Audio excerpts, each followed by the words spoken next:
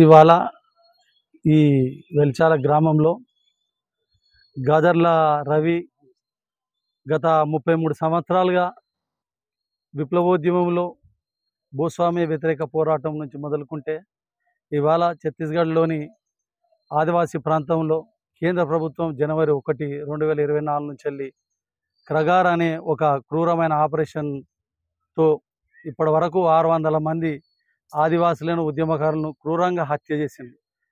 మొన్న 17 తారీఖు సాయంత్రం రంపచోడవరం కింటుకూరు ప్రాంతంలో చెప్పబడుతున్న ఏదైతే ఎన్కౌంటర్ అని చెప్తుందో ఇది ఎన్కౌంటర్ కాదు, సజీవంగా పట్టుకొని రవిని, అరుణను, అంజును మిగతా వారిని సజీవంగా పట్టుకొని క్రూరంగా చిత్రహింసలు చేసిన ఇది హత్య. ఇది ఎన్కౌంటర్ కాదు, ముమ్మాటికి అమిత్ షా, మోడీ, బీజేపీ ప్రభుత్వం చేసిన హత్య. ఇది కేంద్ర ప్రభుత్వ హత్య.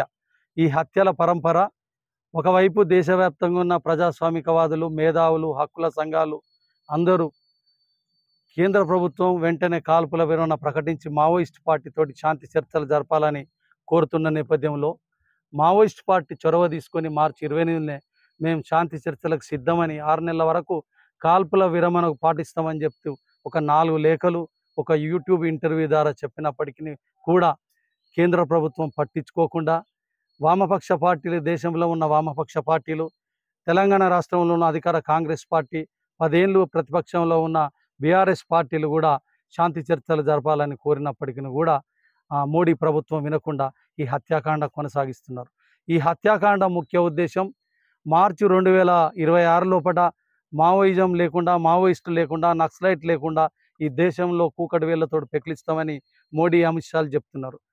మావోయిస్ట్ పార్టీ ప్రధాన కార్యదర్శి కేశవరావు బసవరాజును కూడా మే 21 నాడు ఇట్లే క్రూరంగా హత్య చేసింది. ఇంకా మిగతా 27 మందిని కూడా.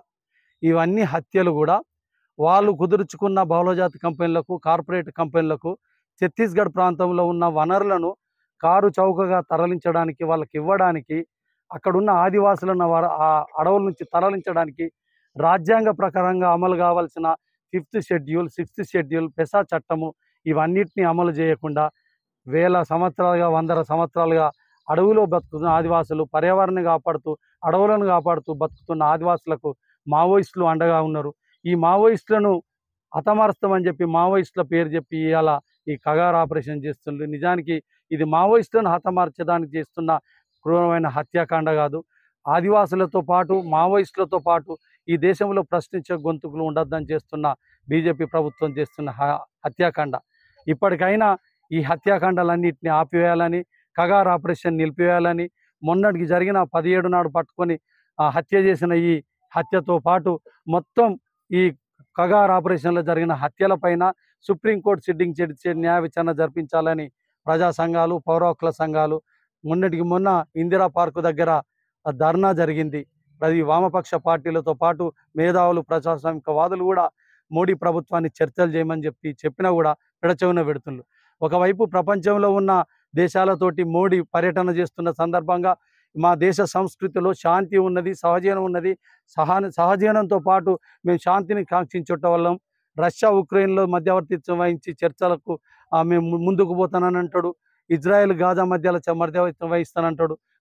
మొన్న పహల్గామ్లో ఉగ్రవాదులు దాడి చేసిందనే ఏప్రిల్ 22 నాడు ఇష్యూలో పాకిస్తాన్ తోటి యుద్ధం వంచుల వరకు వెళ్ళిన సందర్భంలో ట్రంప్ చెప్పిన ఆదేశాల మేరకు కావచ్చు, లేదా ఇంకా తన అవసరాల మేరకు సడన్గా యుద్ధం ఆపుకొని వాళ్ళతో చర్చలకు సిద్ధం అంటుండు. విదేశాలతోటి టెర్రరిస్టులకు సహకరించే పాకిస్తాన్ తోటి చర్చలకు సిద్ధమన్న కాడ మన దేశ బిడ్డలు, మన పౌరులు, ఉద్యమకారులు రాజ్యాంగంలో అమలు కావాల్సిన హక్కులు అమలు కాకుండా, ఆదివాసులకు అమలు కావాల్సిన హక్కులు కాకుండా జీవించే హక్కును విస్మరిస్తున్న సందర్భంగా మావోయిస్టులు ఎజెండాగా, ప్రజల ఎజెండాగా ఇవాళ శాంతి చర్చలకు వస్తే ఇవేవి పాటించకుండా రాజ్యాంగ విరుద్ధంగా, చట్ట విరుద్ధంగా బీజేపీ ప్రభుత్వం హత్యలు చేస్తుంది. ఇప్పటికైనా ఈ హత్యాకాండను ఆపాలి, కగార్ ఆపరేషన్ ఆపేయాలి, కర్రెగుట్ట నుంచి సైనిక బలగాలను వెనక్కి తీసుకోవాలి, ఆదివాసీ ప్రాంతాల నుంచి సైనిక క్యాంపులు ఎత్తివేయాలని చెప్పి ఇక్కడ వచ్చిన అమరుల బంధుమిత్రుల సంఘం, పౌర హక్కుల సంఘం, ఇతర ప్రజా సంఘాల పక్షాన మేము డిమాండ్ చేస్తున్నాం. నా పేరు మాదన కుమారస్వామి, పౌర హక్కుల సంఘం తెలంగాణ రాష్ట్ర సహాయ కార్యదర్శి.